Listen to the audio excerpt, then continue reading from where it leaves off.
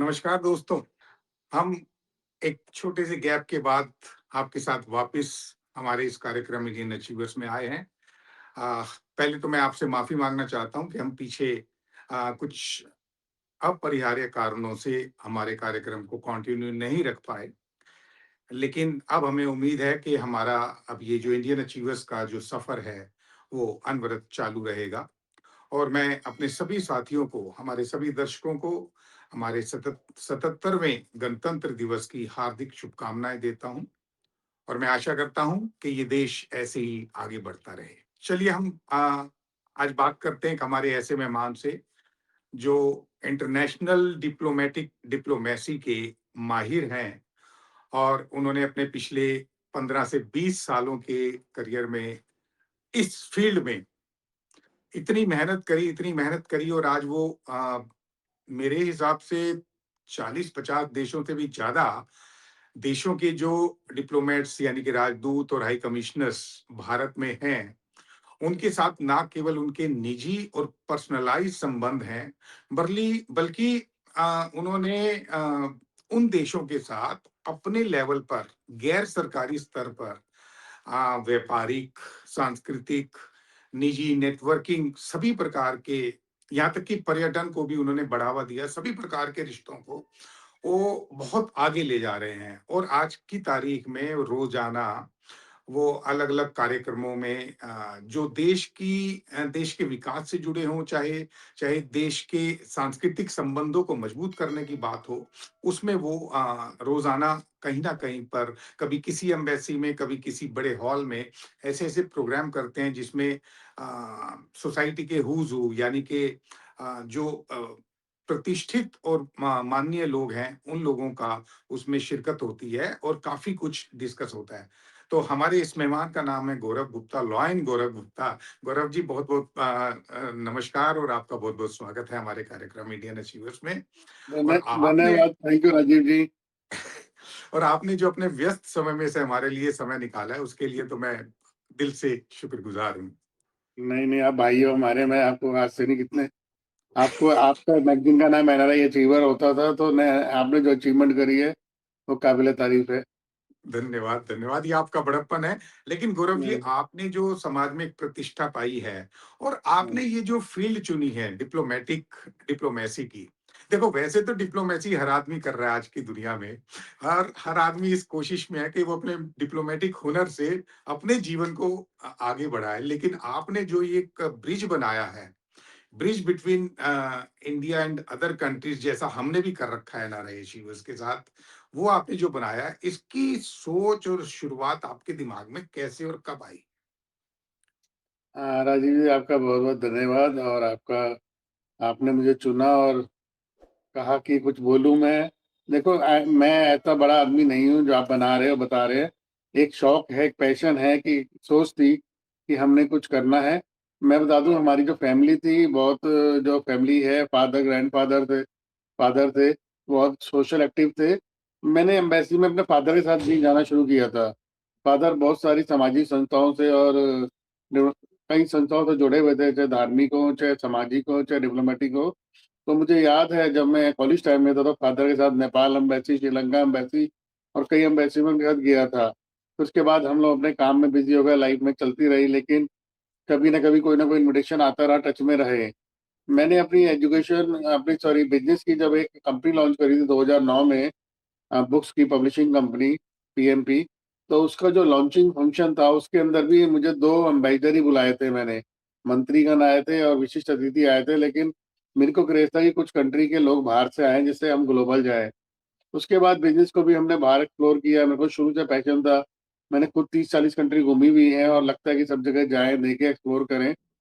और जब 2012 के बाद एकदम मैं फुल टाइम एक्टिव हुआ सोशल में, 13 में, तो मैंने सारी जितनी अपनी बॉडीज़ थी, सोशल कल्चर बॉडीज़, उनके साथ अपना एसोसिएशन रिवाइव किया।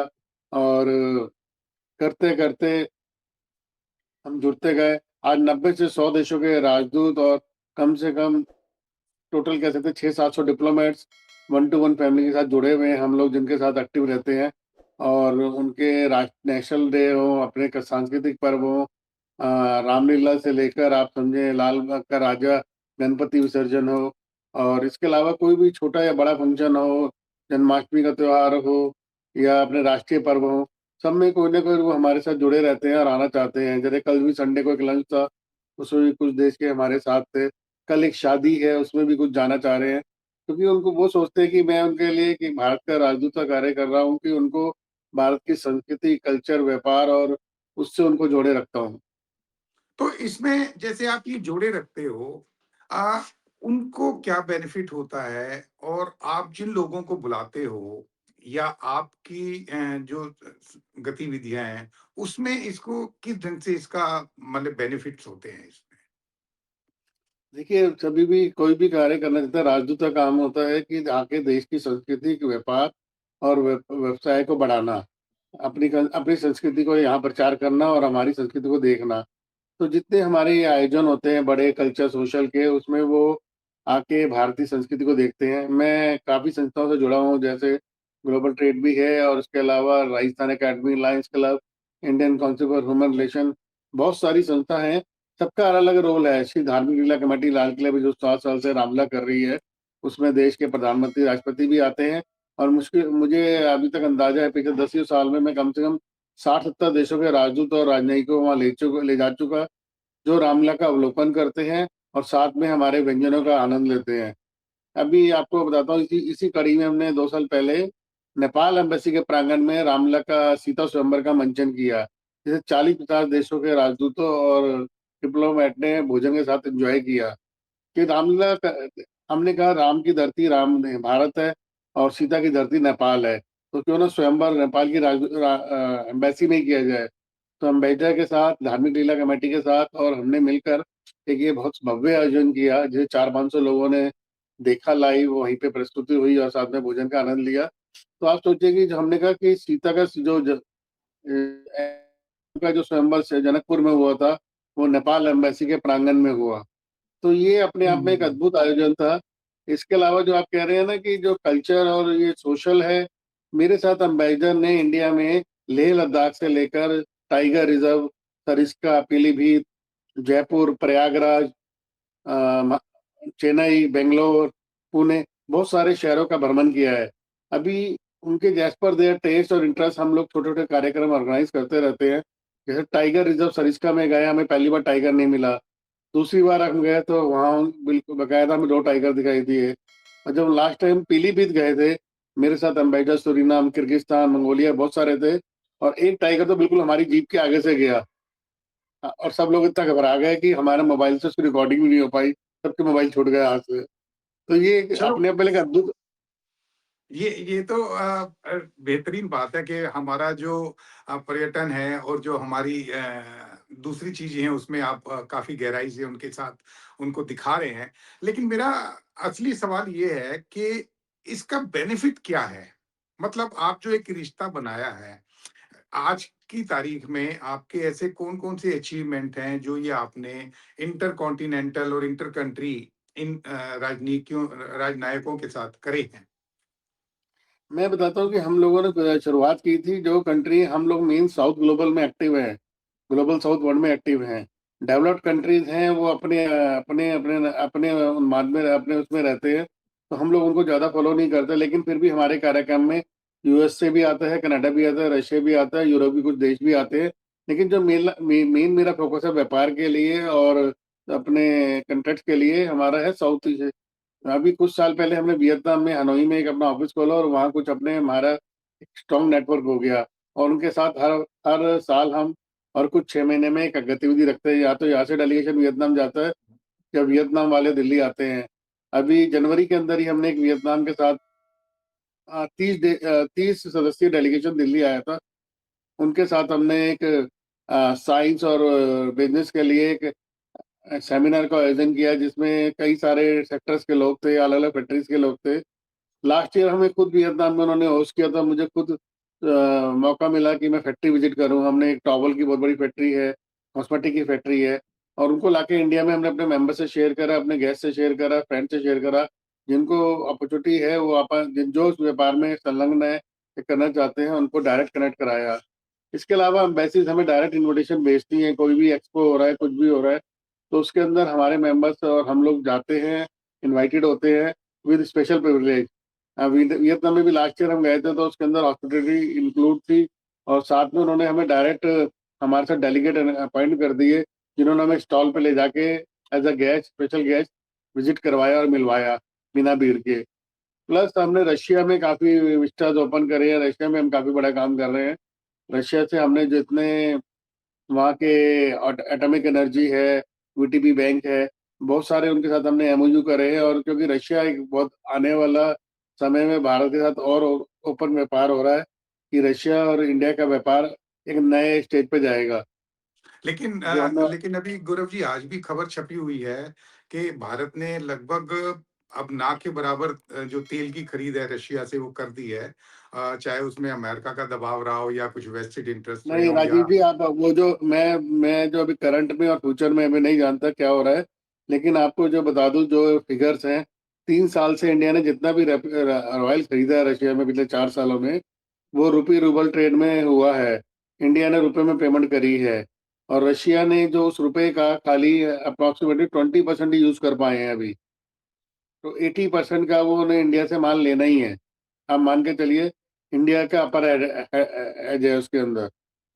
अच्छा, अच्छा। मतलब आपको नहीं लगता कि अभी मैं ऐसे ही पॉलिटिकल क्वेश्चन कर रहा हूँ कि नहीं नहीं, पॉलिटिक्स देखो, मैं पॉलिटिक्स में नहीं हूँ, ना मेरा इंटरेस्ट है, ना मेरे को ट्रम्प से है, ना मेरे को पुतिन से है, ना है। हमें हमें हमें अपना इंडिया का देखने का लगता है कि इंडिया ग्रो कैसे करेगा। इंडिया ग्रो कर रहा है, इंडिया ने ऑयल में ऑलरेडी काफी अपनी बचत कर ली और सप्लाई कर रहा है। ठीक है, बड़ा प्रेशर है, कर रहा होगा, और रशिया की भी अपनी मजबूरी है कि रशिया को भी अपना, अभी कोई भी आप आदमी बिजनेस करते हैं, सेल करते हैं, तो आपको अपना रिटर्न भी चाहिए उसका। खाली इंडिया में वो सारा पैसा जब डिपॉजिट होता जा रहा है, जिसका वो इन्वेस्टमेंट भी नहीं कर पा रहे उसको, कि कैसे यूज करें उस पैसे को, वापस तो भी नहीं ले जा इसमें पा रहे। तो इसमें गौरव जी ये जो आपके साथ लोग भी जुड़े हुए हैं और कुछ संस्थाएं और कंपनीज भी जुड़ी हुई हैं, उनको भी बेनिफिट होता है इन सबसे मिलने से या आप मिलवाते हैं या नहीं मिलवाते या क्या मॉडस ऑपरेंडी क्या रहता है आपका? नहीं नहीं, हम सबको ही मिलवाते। देखिए, सारे काम मैं नहीं कर सकता, मेरी अपनी लिमिटेशन है, सबकी अपनी लिमिटेशन होती है। Everybody is master in their own field. मेरा मेरा उद्देश्य रहता है, मेरा मन रहता है कि जिसका माना आप एक चीज में अच्छे हो तो आप इनसे मिलिए, आप एनर्जी में अच्छे तो एनर्जी सेक्टर में मिले। अब इसके आगे मैं आपको नेक्स्ट स्टेप बताता हूँ कि हमने जो रशिया के एटॉमिक एनर्जी का एमओयू साइन किया था, उसके बिहाफ पे हमने लास्ट मंथ तेलंगाना गवर्नमेंट के साथ एमओयू किया है। उसमें हम जो अच्छा। आपका ग्रीन एनर्जी पे काम हो रहा है, माइनिंग में काम हो रहा है थोरियम पे, उसके लिए रशिया की कंपनी जीटीसीआई हमारी, और तेलंगाना गवर्नमेंट, तीनों ने मिलकर ट्रिपार्टी एग्रीमेंट कर लिया है, जिससे हम आगे ग्रीन एनर्जी पे काम करेंगे। और आगे बहुत सारी स्टेट्स और बहुत सारे बिजनेसमैन हमारे से जुड़ रहे हैं, जिनको हम लेके जा रहे हैं। रशिया तो एक हो गया, वीटीबी बैंक इसमें बहुत सारे अपॉर्चुनिटीज दे रहा है काम करने के लिए। सेकेंडली हमारे साथ जुड़े एक इसमें मेडिकल का भी बहुत बड़ा योगदान है। हम लोगों ने गंगाराम हॉस्पिटल के साथ एमओयू किया है। गंगाराम हॉस्पिटल को हम पहली बार उज्बेकिस्तान लेके गए हैं। उज्बेकिस्तान में इंडियन बच्चे काफी पढ़ रहे हैं मेडिकल के। एंडीजान रीजन में कोकन यूनिवर्सिटी है, वहाँ से उसको हमने एक्सक्लूसिव इंडिया में ला रहे हैं हम उसको। और जो यहाँ से मेडिकल एक्सपीरियंस है, नीट के बच्चे क्लियर हो गए हैं, जिनको एडमिशन नहीं मिल रहा है, वहाँ पे सस्ती, सुंदर और अच्छी एजुकेशन दे रहे हैं। और उसको पावर कर रहा है गंगाराम हॉस्पिटल, जो इंडिया का लीडिंग हॉस्पिटल है। तो उनकी ये मेडिकल, जो वहां से पढ़ाई कर रहे हैं तो वो उनकी डिग्रीज यहाँ पर इंडिया में मानी जाती हैं या नहीं, कहाँ जो कहाँ सारी बाहर से डिग्री मानी जाती है, बाकी जो भी ये बच्चा पढ़ के आता है बाहर से, किसी भी देश से पढ़ के आए मेडिकल का, हमारा जो एनएमसी है, नेशनल मेडिकल काउंसिल है, उसका एग्जाम क्लियर करना होता है। वो वहां से उज्बेकिस्तान से पढ़ के आएगा, वो भी करना पड़ेगा उसको। और किसी भी देश से पढ़ के आए, चाहे रशिया से आए या किसी भी कंट्री से आए, पहले यूक्रेन जाते थे, अभी भी और आसपास कई कंट्री से बच्चे पढ़ रहे हैं। तो लेकिन हमारी एजुकेशन में एडवांटेज ये है कि गंगाराम हॉस्पिटल की जो ट्रेंड स्टाफ है या ट्रेन डॉक्टर्स हैं, वो उनको ट्रेनिंग देंगे बीच में। तो उससे उनकी एनहांसमेंट बढ़ेगी, और यहाँ पे भी इंडिया में भी उनकी क्रेडिबिलिटी और रिलायबिलिटी बढ़ेगी। अच्छा ये हेल्थ सेक्टर के अलावा आपने बोला एटॉमिक एनर्जी और आज की तारीख में इंडिया में मैन्युफैक्चरिंग में और इंफ्रास्ट्रक्चर में जैसे रोड डेवलपमेंट्स हैं, हाईवेज बनाए जा रहे हैं, है ना? और मैन्युफैक्चरिंग में चाइना से मुकाबला करने की कोशिश है। तो उसमें आप कितना अभी तक योगदान दे चुके हैं? नहीं, हम लोग कर रहे हैं, हमारे काफ़ी मेंबर्स कर रहे हैं। अभी हम परसों जैसे लास्ट वीक जैसलमेर भी गए थे, तो हमारे एक मित्र ने जो वहाँ पे बॉर्डर पे रोड बनाई है लोगों वाला में, उन्होंने ही बनाई है वो रोड। तो काफ़ी काम हो रहा है। मैं आपको बताता हूँ कि उज़्बेकिस्तान से भी हम लोग काफ़ी काम कर रहे हैं डिफरेंट डिफरेंट सेक्टर में। हॉस्पिटैलिटी, मेडिकल और हॉस्पिटैलिटी तो एक डिवीज़न है। उसके अलावा हम माइनिंग, ग्रीन एनर्जी, और उज़्बेकिस्तान में भी काफ़ी मिनरल्स हैं, and they are looking for some Indian partners. उसमें भी हम लोग काम कर रहे हैं। और इसके अलावा जो और कंट्रीज हैं जैसे बहरीन है, जॉर्डन है, इसके लेबनान है, या अफ्रीका की काफ़ी सारी देश हैं जिनके साथ माइनिंग का भी बिजनेस है या और भी है, उसमें हम धीरे धीरे काफ़ी काम कर रहे हैं और बढ़ा रहे हैं। जैसे इंडिया का एक मिनिस्ट्री ऑफ एक्सटर्नल अफेयर्स का प्रोग्राम है, नो योर हम्म। कंट्री।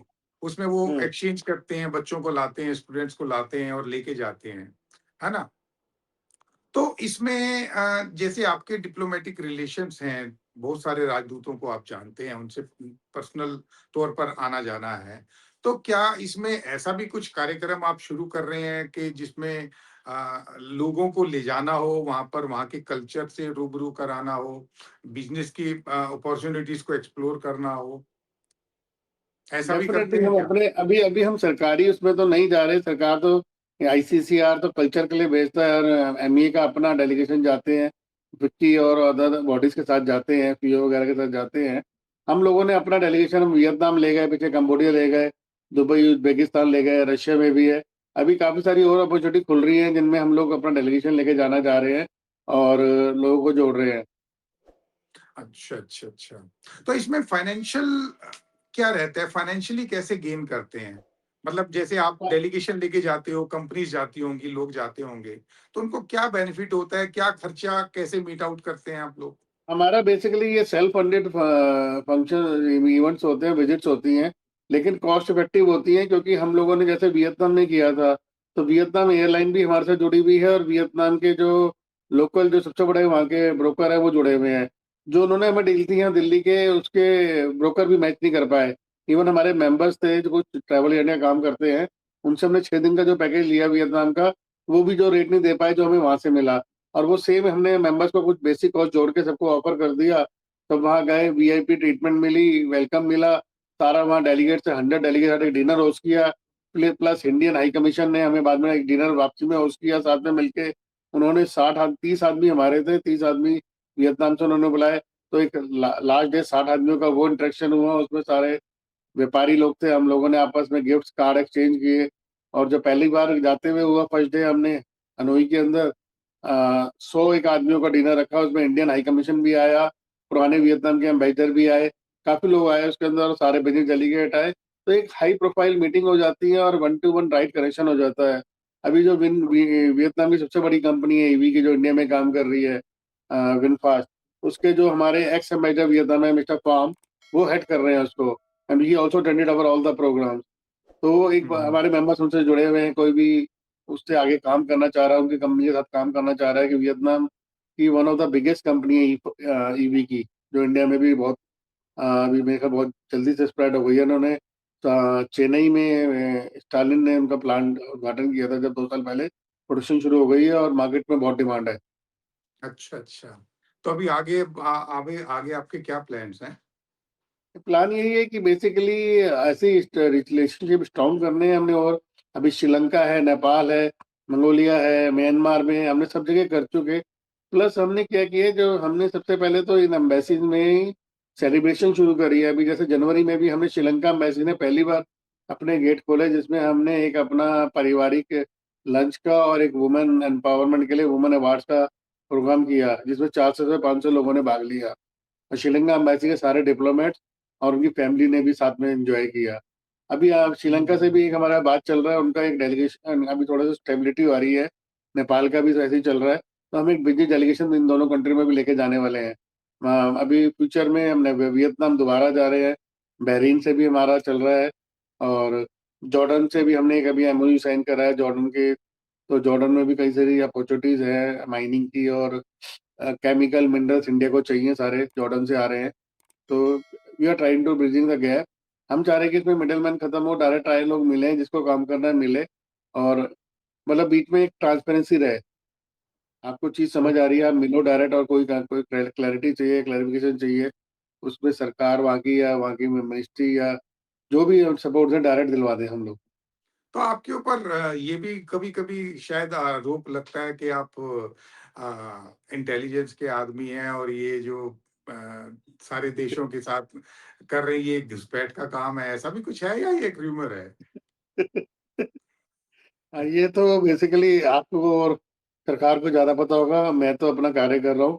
हाँ, लोग बेसिकली देखो जेलस फैक्टर होता है, लोग कुछ भी बोल सकते हैं आपके बारे में, बट ट्रुथ प्रिवेल्स, सच्चाई हमेशा जीतती है और अभी अगर सरकार के साथ मेरा नाम जोड़ा जाता है, तो it is good for the everybody. मैं इंटर में सरकार में नहीं हूँ, मेरा दिल सरकार के साथ है। मैं वैसे अपना ज़िंदगी आराम से शांति से जीना चाह रहा हूँ, जी रहा हूँ। चलिए तो आप हमारे दर्शकों को क्या मैसेज देना चाहेंगे?